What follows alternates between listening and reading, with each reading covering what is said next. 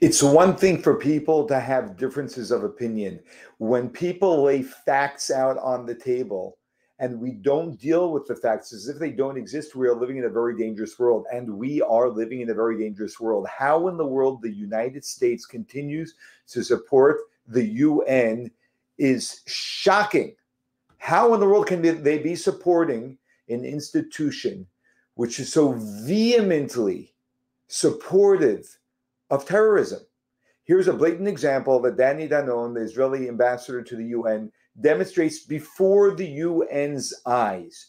Let's watch this, where he demonstrates the Secretary General himself protested the fact that Israel killed a very clear and proven terrorist. There are two clips here. We're going to watch one at a time. Here's the first one. Scandals which have exposed UNRWA Gaza are almost too many to count. Now I can share the details of the elimination of Muhammad Abu Itiwi. He had been employed by UNRWA since July 2022. It therefore cannot be a shock that he was also a commander in Hamas's vile Nukba forces. He personally participated in and directed the brutal murder, rape, and kidnapping of Israeli civilians on October 7. Let me repeat, while Muhammad Abu Itiwi was collecting UN-funded paychecks every month, he was murdering and kidnapping Israeli civilians. After we delivered justice to this terrorist, UN officials had the audacity to mourn him. The Secretary General himself expressed outrage at his elimination. The Secretary General of the United Nations condemned the death of a terrorist who led some of the most vicious assaults on innocent civilians in modern history.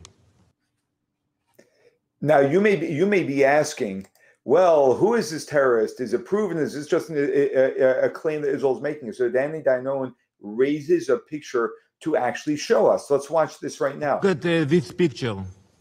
You can see Faisal Ali Muslim El Naami in the black shirt. Here he is seen loading the lifeless body of Jonathan Samerano into his car, a grotesque trophy bound for Gaza after his terrorist comrades murdered Jonathan at Kibbutz Be'eri. An UNRWA employee, when you look at this horrific image, one must ask, how does kidnapping and killing civilians fit into an UNRWA employee's job description? Where in UNRWA's mandate is this justified? How can any nation or official defend such a monster? How can any one of you allow him to remain involved in humanitarian efforts? These are not aid workers. These are savages who have seized UNRWA Gaza and transformed it into a Hamas chapter. These heinous criminal scandals can no longer be swept under the rug, no longer ignored.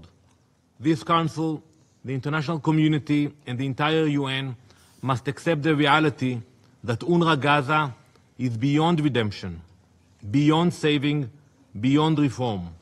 We must turn a new page now. Danny Danon is calling out the UNRWA, which definitely has to be completely obliterated.